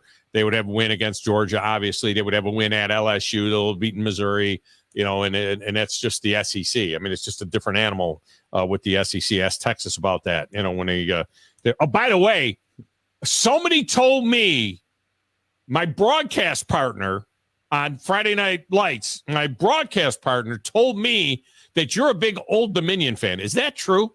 No. Well, I went to William and Mary, so I'm definitely not an Old Dominion fan. They're a local team. Yeah. No, they're a local team. I have no hard feelings towards them, but I don't root for them either. But yeah, they're a local team. They have a huge game tonight, actually. It's the first time they've ever hosted a Thursday night game in the history of that program. And so that's something that always kind of catches my eye, Tom, when you see maybe a situational angle like that. I actually did a standalone video for this game earlier this week on Wager Talk TV, focusing on the total. My projection has Old Dominion by 1.5 tonight, so I think the line's pretty much where it should be. Georgia Southern, though, suspect team. They don't run. They used to be a triple option team. I saw him play William and Mary in a playoff game years ago. As that triple option, and that's not how they play anymore, obviously. But I think this is a situation in which we could see an under here. Both defenses are a little bit better than people realize. I have always had a soft spot in my heart for Georgia Southern because I loved Irk Russell, who built that program, and the old defensive coordinator from Georgia. So, well, the reason I mentioned the Old Dominion thing is that I use Old Dominion as an example of just how gloriously wacky this college football season has been, because Old Dominion, they beat Georgia State. Georgia State beat Vandy. Vandy beat Alabama. Alabama beat Georgia. Georgia beat Texas. So Old Dominion belongs in the playoff. There you go. I just went from Old Dominion to number one. Yeah, it's the 6 degrees of Kevin Bacon right there. It's 6 degrees of Old Dominion. 6 degrees of the Monarchs. All right. Give me this one. How about LSU getting 2.5 at A&M? This is a very interesting deal here as well, because one of these two teams gets tagged with their second loss. A&M, if they get over on LSU, they're headed for the Texas game as a one-loss team, it looks like, and it won't be an SEC loss that lost to Notre Dame, and they could be undefeated playing Texas. They could play Texas back-to-back weeks, in that game and then the SEC championship game. What do you think about LSU getting 2.5 at A&M? I like A&M here, and I also my projection's 3. The line's 2.5. That's not a huge difference, but obviously 3 is a very key number. So I do like A&M here as long as the line stays 2.5, which it currently is sitting, and I think the matchup is favorable as well. The SEC, it really is, it's kind of like the Big Ten in basketball, right? Everyone's going to beat each other, and it's whoever's left standing at the end of the season. These are 2 6-1 teams, like you mentioned. You look at the matchup, though, I'm still not sold on this LSU defense. Everyone thought LSU looked better defensively in that season opener, but that's not saying much because this LSU defense was terrible last year. And statistically, they're giving up 5.8 yards per play against teams that average 6.0. So that's still just barely above average this season. Texas A&M runs the ball extremely well, 5.5 yards per carry. I don't think LSU's faced a rushing attack like this, and I think that'll be the difference on Saturday. Give me one NFL game. The Titans head to Detroit to play the Lions. I think it's the biggest line on the board in the NFL. They're getting 11.5. Of course, the Browns are the biggest home dog. They're laying 8.5 getting 8.5 from the Ravens. But the Titans get 11.5 at the Lions. The Titans have begun to sell off. The Lions just romping this thing, or what? I'll talk about both of those games that you mentioned, actually, because this is just kind of the conflicted nature you're going to have this week in the NFL. The public, by the way, has crushed it the last several weeks. I do that Fade the Public video every week at Wager Talk TV, wagertalk.com. Probably the best 2-week run I've ever seen in the 4 years I've been doing the video in the last 2 weeks. I think the public was 6-0 last week. Obviously they're going to want nothing to do with ugly ducklings like the Titans and Browns. I don't blindly fade the public. I usually look for spots in which I can take good teams. And last week you were taking Giants, Titans, Panthers against the Commanders, right? I wanted nothing to do with any of those teams. It's that same dilemma this week, but I will say on the surface, this looks like really bad scheduling spots for both Detroit, coming off huge games, including beating Minnesota, remaining undefeated last week. And then, of course, you've also got a situation here where Baltimore's going in a possible letdown spot after some high-scoring critical wins as well. So I like the Titans. I like the Browns situationally. It's just a question is, do you want to play bad teams in the NFL? Because if you've done so far this season, you've been getting crushed. Steve Merril has been our guest. Steve, we appreciate you so much, and we're looking forward to another great weekend from you. The basketball, I know that you're getting you're sneaking up on it a little bit, right? You're just kind of sticking your toe. You see what's going on with the NBA. College hoops starting pretty soon, but it seems like you're kind of wading in very cautiously into the NBA. I've noticed. Yeah, well, actually, I mean, we had play last night. We got to play tonight. I mean, to be honest, it's a little bit more than we sometimes have early this season because I am very selective, as you know. And I mean, one play a day at most for the NBA, and maybe a play every other day. But the selectivity pays off. I mean, number one this year in baseball, number one in football, number one all time in the history of WagerTalk.com and NBA profits, including 200 units the last 3 seasons, and we're up over 170 units all sports already this calendar year with 2 months to go. So yeah, the selectivity pays off. I average 1 to 3 plays a day.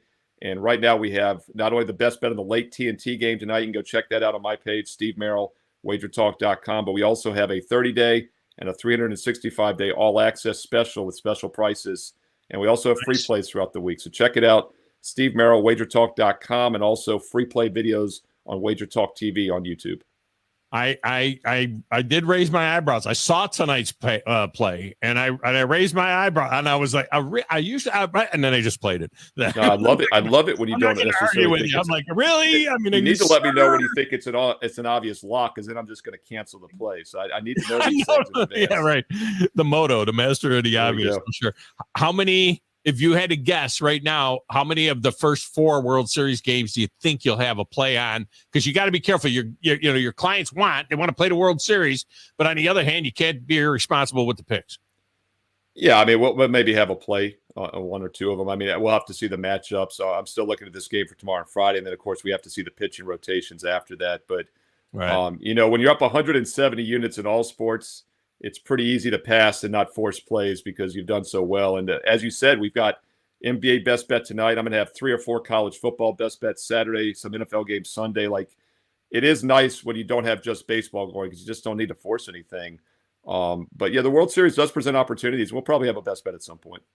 So my oldest son, he hosts a morning show on our affiliate in Winchester, and he's the morning show host there. And he picks every NFL game, for entertainment purposes on his show. So he misses last Thursday. He misses the Thursday night game and then proceeds to hit the next 14 games against the spread, all 14 of them. It goes 14-1 in the NFL against the spread, and I was laughing about it. I went to the calculator to see what the numbers would be, and I think a $20 bill would have brought back $179,000 on a 14-team, parlay or whatnot. And so he's picked all the games again this week. And I told him, I says, I might just take $1 and put it on every single pick. Can you go 9-7? Can you just get half right? You know what I mean? Give me one more than half right. And he says, don't do it. He goes, go Costanza, go against me on every single game because I went 14-1. I'm liable to go 1-14. He is 62% right now. But that's because he won 14-1 last week. Yeah, I'd be very careful because, as I said earlier, last week was maybe the most public week I'd ever seen in the NFL, with the public going 6-0 alone on the plays I mentioned in the video. So that is probably not the week long-term that you want to go 14-1, because long-term, the public usually doesn't come out ahead. So that's very interesting for that reason to me. Yeah, no doubt. All right, man. Appreciate you as always. Thanks, guys. All right, we'll get a break in here. It's time to play Beat the Big Dog. And you're playing for tickets to the Music City Bowl. All right, so you Michigan fans, I'm just saying, I'm not being ugly. I'm not being ugly because the game has been elevated. It's a group of, it's in that 6 after the New Year's 6. It's in that next 6, whatever they call that. I'm just saying, if you play well down the stretch, you beat Michigan State this week and play well down the stretch, who knows? Maybe Michigan can play their way into the Trans-Perfect Music City Bowl. So, I'm just saying. All right. How about be caller? I'll tell you what, let's take the second caller. We'll make it easy. Let's make the second caller 256-576-4977. You had to have not played Beat the Big Dog so far this year. I've got 3 NFL games and 3. 1, 2, 3, 4. I got 3. I don't know what I got. I got at least 3 college and 3. I think I got 3 and 3 on that deal. But we'll play next right here on the Thom Abraham Show.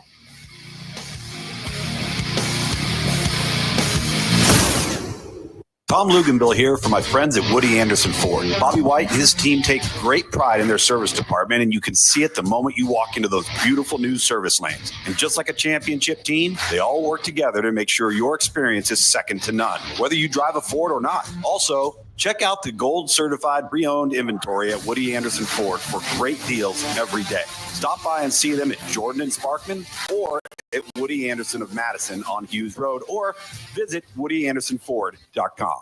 By now, you know about Eagle Masonry and Insulation, and maybe you know that Eagle also does landscaping and dirt work. But how about after paint work? Shower doors, shelving, and mirrors, all taken care of by Eagle, the same Eagle that takes care of all your masonry, insulation, and landscaping needs. Eagle brings the same level of expertise to all these disciplines, and they're ready to provide you with a free quote. The website is the same, insulatewitheagle.com, as is the phone number, 256-755-1556. Give them a call and see what Eagle can do for you. Eagle saves you time. Eagle saves you money. Are you tired of power outages disrupting your life?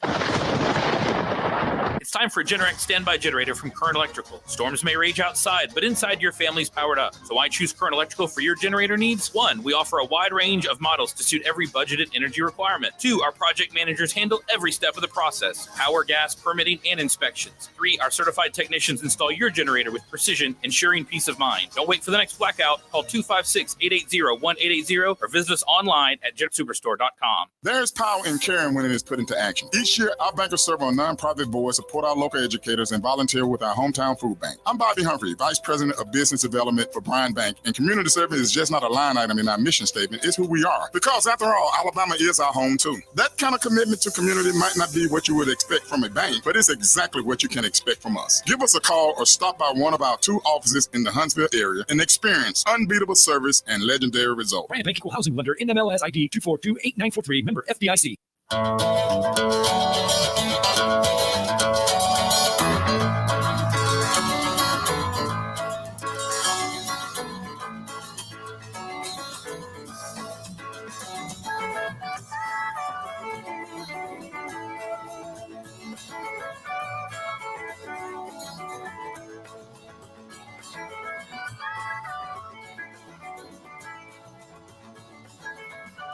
And welcome back to Thom Abraham Show. I think every year, at some particular point in time, this guy has been a contestant. You know, there are rules to success, my friend.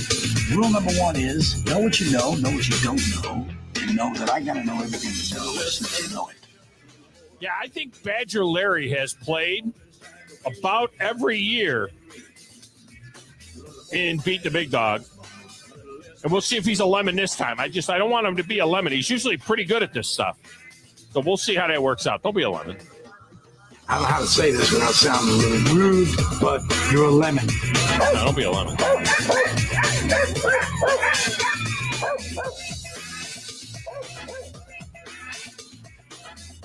Hi, Badger Larry. How you doing, my friend?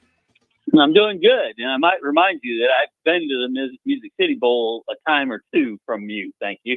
Yes, you have. That's what I'm saying. You usually do pretty good in this thing. And, so you've had that chance. And Wisconsin could be in the mix. You know what I mean? I mean, I think you got to be an 8-win team. That's pretty much what it's got to be. If you're an 8-4 team, you're going to Music City Bowl. I think that's what it looks like right about now. Well, they got 5 already, so that shouldn't be an issue. Yeah, I'm hoping they keep winning because that looks better and better for Bama. Every time they win a game, it makes it look a little bit like that was a pretty decent win. And so we'll see what happens with that. I'm also very excited about the Packers, although I threw up a little bit in my mouth when I saw them last week with that all white. I could almost live with the white breeches if I had to, but changing the helmet to white was a bad look for them. I hated that. That didn't look like the Packers. Yeah, it didn't, and it did look pretty good, but it definitely. You thought it looked good? See, I didn't think it looked good. I thought it looked bad. I didn't like look the way as good it as those helmets that the Illinois wore against Michigan, though. That was cool. That was cool looking. I got to tell you, I love it. They actually looked like leather. We're watching it on TV. I mean, they actually looked like leather helmets. I mean, it was crazy to see what they looked like. But the Pack. I wouldn't mind seeing the Pack one time. In their regular gold helmets and their green jerseys over white breeches. I'd be interested to see how clean that would look. The green over white, that might look good. But I was not a fan of that white helmet. I think it was the helmet that took away from it the most. But that is what it is. And I can't wait till they get with the Lions because those are going to be some good games when you get a chance to play the Lions coming up in the not too distant future. All right, let's get into this stuff here. You know how this works. We alternate games. You'll get to hear Joe's opinion on each one of these picks. So do you want to pick first on the first game or do you want to go first on the second game? I'll go first on the second game. All right, so you go first on the second game. I'll go first on the first game. And the first game is a pillow fight right now. It's kind of like a fight on a short bus. Auburn gets 2.5 at Kentucky. I don't even know what to do here. I mean, I keep playing Auburn. And I keep thinking, come on. It's at Kentucky, though. Kentucky's probably got this one circled as one that they can get. It's only 2.5. It's almost like just picking a winner. If Kentucky wins, I think it's not going to win by 2. I'm going to take Kentucky here, Joe, and I hate to say it, I'm fading your Tigers. What do you think? Auburn gets 2.5 at Kentucky. First thing I think is you may be the only person in America who still has a landline. So the other thing is who there's no way I'm ever picking Auburn to win a game. Like, I'm just never going to. They should actually win this game because Kentucky's offense is god awful. Well, then pick Auburn. No, because they're horrific. Again, I went to sleep during the halftime of the game the other day or last Saturday because I knew they were going to lose. So I'm going to go with Kentucky. What makes you think I have a landline? Because whose phone just rang in the middle of this? It was a landline. Well, I thought that was you. No, I thought that was yours. I thought it was you. It's why I said the thing. So I apologize. I automatically thought it was office. Okay, fine. It's an office phone. Dang it. Those are the only landlines still around. My bad, Badger Larry. It was Badger Larry's phone that we'll say it's Tom's. That went off. Yeah, I automatically thought it was Tom's. Well, with these ringtones anymore, that could have sounded. I mean, I got a ringtone that sounds like a landline, so that could have been that. But yes, go with Auburn or go with Kentucky. Kentucky. All right, what do you think, Larry? Auburn gets 2.5 at Kentucky. Well, Auburn's cost me every trifecta this year, just about. So every time I pick them, they lose. So I picked them to lose last week, and I think I picked up a point. So I'll go Kentucky. All right, so we're all in agreement on that one. All right, this time you guys go first. This line opened at 14.5. It's now 17. We're going to use 16.5 because we don't use ties in Beat the Big Dog, even though that is a key number at 17. Joe, Missouri gets 16.5 in Tuscaloosa. Missouri's going to be struggling to score if their starting quarterback does end up not playing in this ball game. Their leading rusher is going to be out in this one as well, but they have a top 10 secondary in college football, so I'm going to go under the line, even though I think Alabama's going to win. So take Missouri on this. All right, he takes the points with Missouri. What do you think, Badger Larry? Missouri is plus 16.5. No can do. They're going to open a can of whoop ass on them. It's going to be Alabama all day long. Yeah, I'm with you there. I think Alabama's going to finally make a real commitment to the run game. Joe's right about their pass defense is pretty good. I could see Alabama holding Missouri to single digits here. So the question is can Alabama score, 25, 26, 28, something like that? I think they'll go into the 30s and get something to find their groove back a little bit. So I'll take Bama to lay to 16.5. All right, in this one, I am first. This is the game of the day in the SEC. LSU gets 2.5 at Texas A&M, and I've been fading LSU all season. They've surprised me a number of times. The Arkansas game was the one that shocked me the most. So I'm going to take the point. LSU's going to win this game outright. I'm going to go ahead and take the points. I think LSU's a little bit better than what we thought. I think people have been off of them ever since they lost to USC. It was a horrific loss. They should be undefeated right now. I'll take LSU with the points, Joe. No, I'm going to take LSU as well. People don't realize that Texas A&M offense really isn't that great. So I think that the LSU offense is going to be able to pull this one out. So give me LSU. All right, Badger Larry, LSU gets 2.5 at A&M. Well, I would have won the trifecta last week if I wouldn't have taken the dang Razorbacks. Yeah. So I'm going to have to take LSU as well. Yeah, that one cost me as well. That killed me. Yeah, that was a killer. All right, we move on to the NFL. Here we go. Titans getting 11.5 at the line. It's the biggest line on the board. Can the Titans hang at all with the Lions? Can they get a late score? Oh, no, they're not. All right, Lions are going to blow them out. I'm going to take the Lions. I'm going to lay a ridiculous 11.5 points. That is not an NFL line, but that is an NFL line this week. What do you think, Joe? Titans get 11.5 at the Lions. I am going to go with the Titans covering the 11.5. Wow. The Lions actually just got the news that Jameson Williams is going to be out for 2 games, and that's their number 2 wide receiver right now. So I am going to at least say that the Titans are going to cover the 11. Is Mason Rudolph starting again, a quarterback? They're most likely going to go with Mason Rudolph. They said that most likely Will Levis are going to keep him out for another week to get the shoulder fully healed. All right.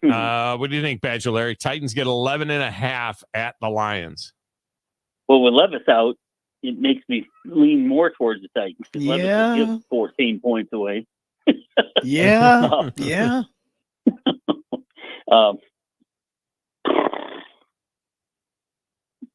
Wolverine Dan will have a fit if I pick the Titans, but that's all right. Golly, we got to have something different, don't we? Well, we still got 2 more games. Yeah. Yeah. Yeah, the Lions are going to kill him. I can't do it. He tried to Sorry. turn. It's okay. All right, Joe, you're really on an island. It's, You're on it's an okay. island on that one, Joe. It's okay. You're on That an may be island. my fandom in me. I know. Yeah, you're on an island on that one. I mean, I said, look, Lions are going to win. I just think that they'll cover the 11. Well, and in the NFL, backdoor covers are death. So, I mean, this could be a deal where the Lions are, up by 17 late in the game. The Titans stick it in, lose by 10, and then you get to cover. All right, let's go to the next one, and you guys are first on this one. This is a big one because this line. The Bucs were a 2.5-point favorite. Now they're getting 2.5 at home. They got no wide receivers. The Falcons are a 2.5-point favorite. Falcons minus 2.5 at the Bucs, Joe. Going Falcons on this with Chris Godwin done for the season. Mike Evans, they says at least going to be done until after the bye week. Even with Baker Mayfield playing well in this run game, just still give me the Falcons on this one. All right, what do you think, Larry? Falcons minus 2.5 at the Bucs. At the Bucs? At the Bucs. Yeah, give me the Bucs. I like. All right. Okay. You like to take the Bucs there. All right, so you got the Bucs there. I'm sorry, but the Falcons, they're terrible. Well, they're not terrible. They're tied for the lead in the division at 4-3. I'm just saying, but who did they play last week? Didn't they get killed last week? Well, they beat the Bucs 2 weeks ago, so at home. Well, having said that, it's very hard to beat. It's very hard to beat the same team twice in the same year, much less beat them twice in 3 weeks. And having said that, I'm still taking the ATL. I think Atlanta's going to find their groove here a little bit and start to separate a little bit from the rest of this. I mean, the Saints have turned into a grease fire. The Panthers have been a grease fire for 4 years. And I think this is where they start to separate from the Bucs. This is the game where after this game, the Falcons never trail in the division again on their way to winning the NFC South. So I'm going to take the ATL. You're right. They got whacked last week, but I'm going to take the ATL here in this one. You're drinking the Kool-Aid there, son. That's a little bit. Never going to be behind again. I mean, come on, you're way out there over your. No, never going to be. I don't mean never going to be behind in a game. I'm talking about they're never going to. They're going to lead the division the rest of the way. After this game, they will be in first place the rest of the season in the division. Is what I'm saying. I don't mean they're never going to be behind like they're Army or something. No, okay, that's where I got it. I just explained the drinking the Kool-Aid reference to my granddaughter, my oldest granddaughter, who is 16 years old, going to be 17 in the spring. She is, I had to drop her off at college today. She's taking a test. She's taking dual courses with college and her senior year of high school. She's very, very bright. So I had to drop her off at college today to take a test at Motlow. And I just explained to her the history of where the term drinking a Kool-Aid comes from, because it's amazing how many people don't know where that term comes from. We're old, Tom. We are old. We know. I bet Joe doesn't know. Joe, do you know where the term drinking a Kool-Aid comes from? I want to say it comes from like Jim Jones, but I could be wrong. Jim Jones, you're right. Oh, is it right? Right. Boom. Jim Jones. I know Jim my Jones, true crime. Come on. He convinced his entire congregation to drink poison because they would go and be in heaven, and they drank the Kool-Aid. So there you go. All right. In this last game, who went first on that one? You guys? Okay, I'm first on this one. This is a sports eye candy game. All right. I've often talked about what's a sports eye candy game. Yankees, Red Sox, Bruins, Canadians, Packers, Cowboys. These are sports eye candy games where just two teams just look right on the field. Dallas Cowboys at the San Francisco 49ers is sports eye candy, and the Cowboys get 4.5 at San Francisco. San Francisco is, what are they, 3-4 right now? Something like that. Yes. I mean, they're just kind of flopping around a little bit. Dallas needs a win desperately. They're not looking too good either, but they get 4.5 here. I'm vamping because I don't know what I want to do with this pick. I think this is a close game. I'm going to take the Cowboys here. I think San Francisco can win this on a field goal. They cost me last week in another sports eye candy game because it was a rematch of two Super Bowls against the Chiefs. But I'm going to take Dallas with the 4.5 at San Francisco. I got the Cowboys. Joe, what do you think? No, just because of injuries. I hate the fact that I'm about to pick Dallas, but yes, because the injuries. Ayuk is done for the season. They don't know if Christian McCaffrey is going to be coming back. You don't know about the health of other players on this offensive side. Deebo Samuel he has pneumonia. He has pneumonia that is going on. So basically it's George Kittle is all you have. Yeah. So sadly, give me Dallas on this. From Nashville, George Kittle lives in Nashville. Yes. Yeah. All right. So I don't think he's healthy either. He's not 100%, but he's enough of a percent. All right, so what do you think? Dallas plus 4.5, Larry, at San Francisco. Yeah, it's going to come down to the Bucks because I can't. San Francisco cost me a bunch last week. I would have won a parlay for $100. They could have played halfway decent. So I'm sour on the San Francisco, and now they got even more injuries. So I hate to say it, but I don't see how the Cowgirls don't cover. So when you say it cost you $100 parlay, was it a $100 play or was it $100 to win? I had a 5-team, and I won the first 4 until that game. And you would have made $100 on a 5-team parlay, or was you put $100 on it? Exactly. What'd you do? Bet $2? What was it? A $2 bet? What was? It was a $5 bet for $100. You went on $5 bet for $100. Okay. All right. Yep. $5 bet. Okay. All right. So we are the same in all of these games. We both like Kentucky laying 2.5 to Auburn. We both like Bama laying 16.5 to Missouri. We both like LSU getting 2.5 at A&M. We both like the Lions laying 11.5 to the Titans, except for Joe. You don't like that. We're on opposite sides. I've got Atlanta laying 2.5 to the homestanding Bucks. You got the Bucks. We both take Dallas with the 4.5. All right, Larry. Appreciate you. I know you'll get in on the trifecta tomorrow as well. Good luck with this. All right, brother. Have a good one. Could be Wisconsin in the Trans Perfect Music City Bowl. Joe, you were in Nashville for a few years. How long did it take you to figure out what Trans Perfect does? Because it's an unfortunate name, Trans Perfect, in this day and age. And I'm like, what does Trans Perfect mean? How long did it take you to figure out what Trans Perfect does? Well, today is October 24th, 2024, and I still have not figured it out, as a matter of fact. So I just know that the design of the Music City Bowl logo looks way better than what it did when it was ever that green garbage that it was for a few years. So no, I still don't know what they do at all. They are a transcription company. Absolutely. Where people they do medical transcriptions and things like that, where they do transcribing of audio cassettes and audio recordings, that they get, and then they got to transcribe it, for, it could be business. A lot of it is medical, you know what I mean? Because you probably know this, but when a doctor does a surgery, when they're doing surgery, and I know somebody from TOC is listening and they're going to blow me up on this, but I'm going to say it like it's true because I think it is. When a doctor does a surgery, they kind of narrate the surgery as they're doing it. And they say, okay, I'm doing this. Okay, I'm doing that, blah, blah, blah.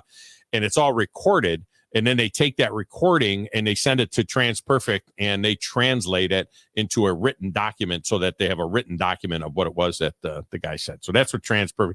It doesn't mean what it sounds like it means. That's what TransPerfect does. So there you go.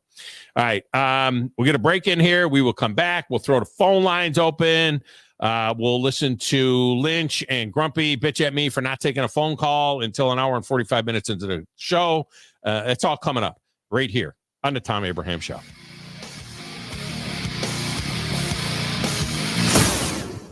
You're listening to the Thom Abraham Show with Joe Hunk on 97.7 ESPN The Zone.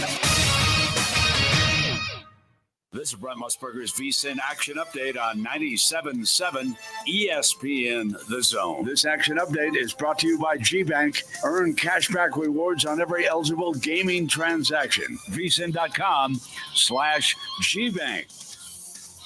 College football this Saturday. 5-2 Alabama squares off with 6-1 Missouri. It's a battle of two top 25 teams. Crimson Tide down to number 15 in the AP poll. Missouri is 21st. The Crimson Tide are favored by 16.5. The over-under is 51.5. Alabama minus 800 on the money line with Missouri at plus 500. 3-4 South Alabama is home on Saturday. They take on 5-1 Louisiana Monroe.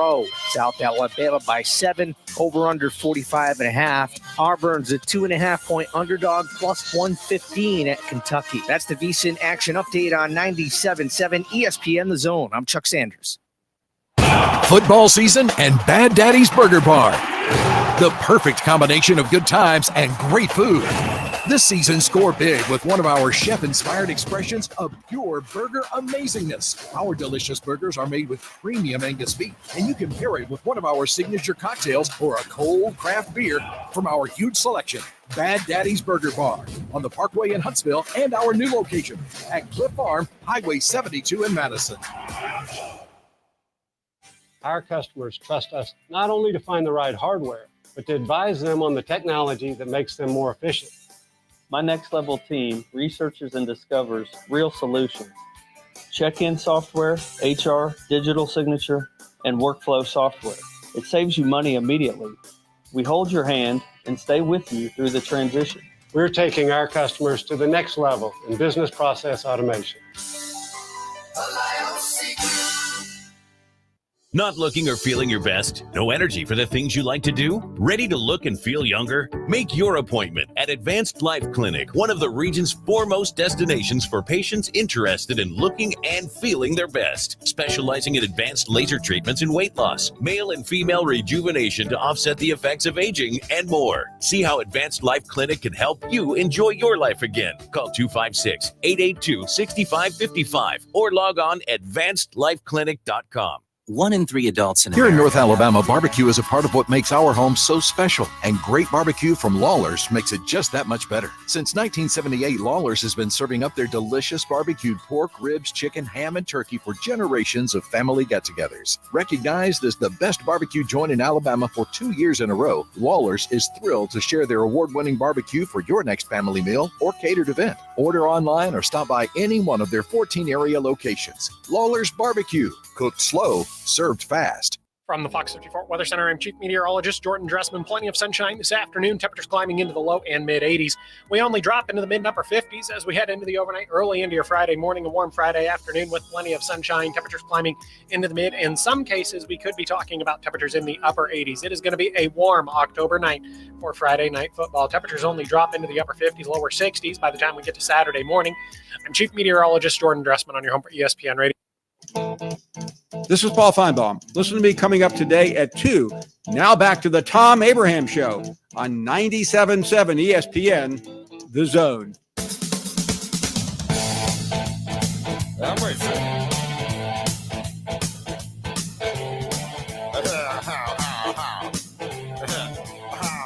Segment of the Thom Abraham Show is brought to you by the Orthopedic Center, who is helping us bring you Monday night's game between Alabama and Memphis from the VBC. Steve Moulton and myself will be on the call of that game. I want to thank TOC for making that possible, along with North Alabama Mortgage and Baumhauer's. Reminder, we'll be at Baumhauer's on Monday, not Tuesday, but Monday we'll be at Baumhauer's. Place to go for your pregame meal. TOC takes care of the Huntsville Havoc, Alabama A&M, most of the high schools in the region, 13 locations throughout the Tennessee Valley, including one over in Fayetteville, for those of you listening in Franklin County. And, if you got an orthopedic problem and are considering professional care, TOC is the only logical choice. Look, I live in Franklin County, and, whenever we have any kind of an orthopedic issue, my son had to have his knee looked at one point, and I always take him down to TOC. They got the location in Scottsboro. That's not very far. Or bring them straight to Huntsville as well. And to the main office, they've got 13 locations. So there's one near you. I can guarantee you that. And it's the same for work-related injuries as well. So you need the best care, the best physicians, the best facility to get you back in the game. And I think you'll agree that the Orthopedic Center is right for you. All right, phone lines are open if you want to jump in there right now, but I think I owe Joe a break. Is that true, Joe? I think I owe you a quick break. That you do, Tom. Yes, that you do. I owe you a break because we went a little long with the trifecta there. So we'll get our final break and we'll come back with the 2-minute warning. And if you want to be in the 2-minute warning, all you got to do is give us a holler at 256-5764 97.7 on the Thom Abraham Show.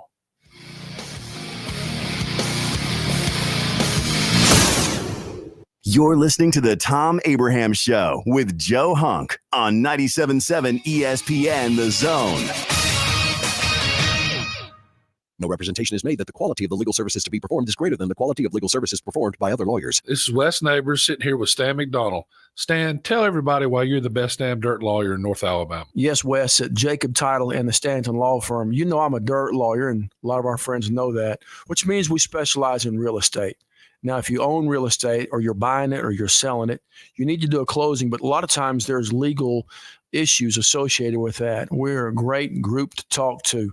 My son, Lewis McDonald, heads our commercial closing division, and we approach your real estate needs very seriously. We seek to be the premier real estate closing company in North Alabama, and we do it in such a way it shows that we're experienced, we're for your success. We like to handle your real estate needs the same way Coach Dan Reeves used to say, never let them see you sweat.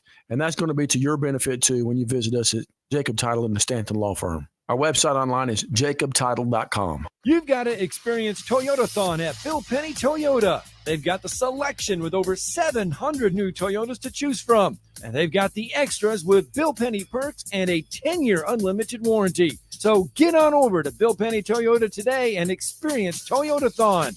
Bill Penny Toyota in Huntsville and online at BillPennyToyota.com. Bill Penny's Toyota 10-year unlimited warranty is valid through the 10th year of ownership. Valid on new vehicles only. See dealer for details. You don't have to go somewhere else just so you can go somewhere new. Plan your next vacation with Huntsville International Airport and Breeze Airways. Enjoy friendly, convenient, nonstop travel to some of the most exciting destinations in the U.S., including the home of iconic casinos, world-class shows, dining, and entertainment. Las Vegas. With flights starting as low as just $79, Breeze has got you covered with easy, breezy, nonstop flights to Las Vegas. Book nonstop to Las Vegas now at flybreeze.com. Listen to the Bama Recap Show, presented by Lawler's Barbecue. The tackle, Williams, 2 catches, 2 touchdowns, 2 electric early on 97.7 ESPN The Zone.